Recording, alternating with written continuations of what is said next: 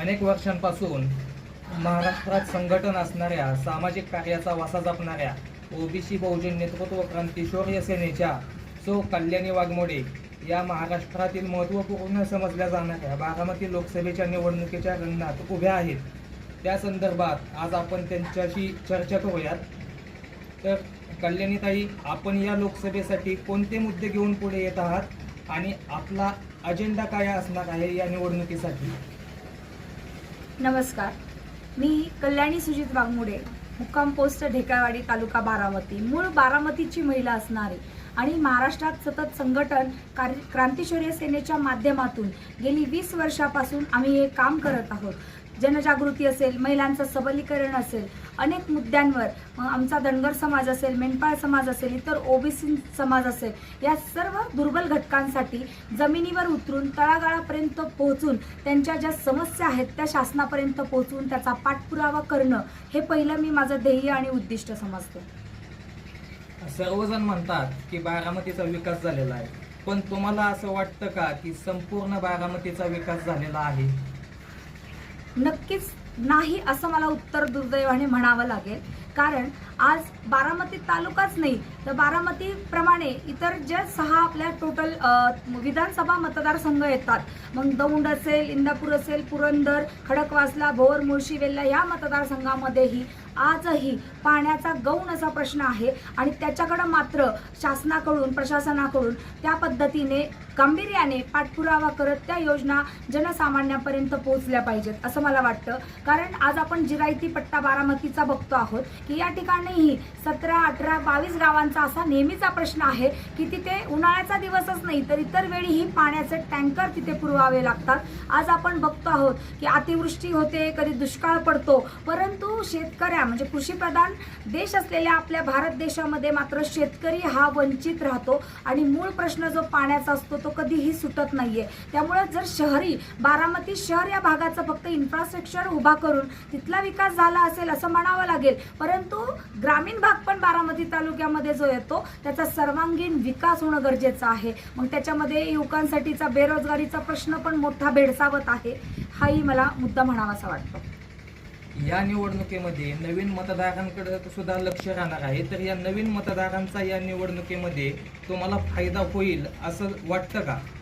नक्कीच, कारण आपणाला माहीत आहे मागील लोकसभा मतलब 2019 मध्ये 21,14,000 असं समथिंग मतदान होतं, परंतु आज आपण बघतोय या 5 वर्षात नवी पिढी पुढे येत आहे आणि नवीन मतदार वाढलेले आहेत. मग नवीन मतदार जे वाढलेले आहेत ते आजचे सजग सुशिक्षित असे नागरिक आहेत आणि मला वाटतं की आज जे काही गलिच्छ पातळीचं राजकारण सर्व पक्षीयांकडून केलं जात आहे, मग त्यामध्ये युवक भरडला जातोय, शेतकरी भरडला जातोय, महिला वर्ग भरडले जात आहे आणि आज आपण बघतो आहोत की महिलांची सुरक्षा ही चव्हाट्यावर आहे.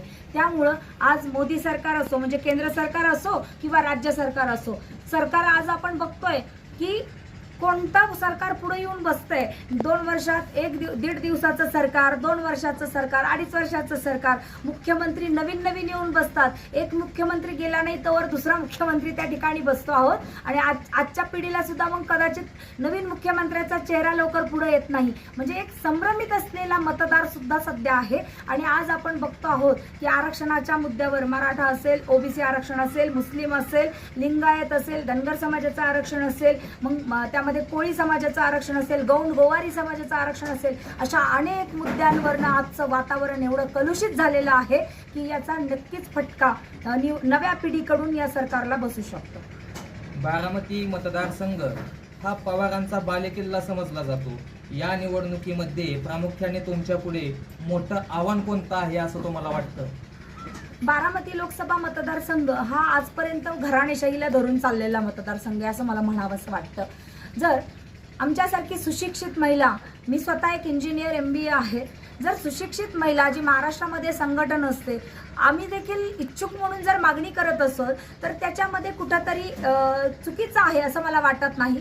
कारण आज आमच्यासारखी भगिनी पुढे येऊन समाजाला, वंचित दुर्बल घटकांना न्याय देण्यासाठी पुढे सरसावत असतील तर यांना ही संधी देणं ही राज्य सरकार किंवा जे पक्ष, राजकीय पक्ष आहेत त्यांची जबाबदारी आहे. परंतु आज आपण बघतो की काँग्रेस, राष्ट्रवादी, भाजप, शिवसेना घराणेशाही पुढे घेत सरसावत आपण बघत आहोत की त्यांचे जे ज्येष्ठ नागरिक आहेत तेच लोकसभा लढवत आहेत किंवा त्यांच्या मुली लढवत आहेत, त्याच्यानंतर त्यांच्या आता नातू पुढे मैदानात उतरत आहेत. मला तर वाटतं उद्या अजून म्हणजे बाळ जन्माला आलं की पाळण्यातच त्यांचं नामकरण लोकसभा मतदारसंघ किंवा विधानसभेच्या नावाने करतात की काय असं म्हणावंसं वाटतं. म्हणून हे मला काही असं आव्हान वाटत नाहीये. जरी घराणेशाही पुढं असेल तरी आमच्यासारख्या सामान्य मध्यमवर्गीय कुटुंबातून आलेल्या महिला या गोष्टीला कुठंतरी थारा न देता समाजाचे मुद्दे पुढे घेत आणि समाजाला खरं विकासाच्या मार्गावर आणण्यासाठी हा लढा देत आहे. सध्या महाराष्ट्रात जे वातावरण आहे ते पाहता ही निवडणूक प्रामुख्याने कोणत्या मुद्द्यावर राजकीय पक्ष लढवतील असं तुम्हाला वाटतं? सर्वच राजकीय पक्षांना आजपर्यंत निवडणुकांमध्ये फक्त मतांचं भांडवल करण्याची सवय आहे. मग आपण बघतो आहोत कालच बारामतीमध्ये नमो महारोजगार मेळावा जो झाला, मग या 10 वर्षामध्ये असा मोठा मेळावा का झाला नाही हाही प्रश्न मला मोदी सरकारलाही विचारावा वाटतो आणि राज्य सरकारलाही विचारावा वाटतो. कारण की 2014 मध्ये जसं मोदी सरकार आलं, मग 15-16 मध्ये ज्यांचे एज लिमिट संपलेत, म्हणजे ज्या युवकांचं वय वर्ष 25 किंवा 28च्या पुढे गेलेले आहेत, त्या लोकांना आत्ताच्या ह्या मेळाव्याचा उपयोग काय? म्हणजे एज लिमिट बार संपलेली मुलं ह्या मेळाव्याला जाऊन इंटरव्ह्यू जरी दिले तरी त्याच्यात ते क्वालिफाईड होणार नाहीत. आणि आपण बघतो नुकतंच रेल्वे भरतीमध्ये 2 लाखाच्या पुढे मुलांनी फॉर्म भरले होते. याच्यावरून युवकांचा बेरोजगारीचा महाभयंकर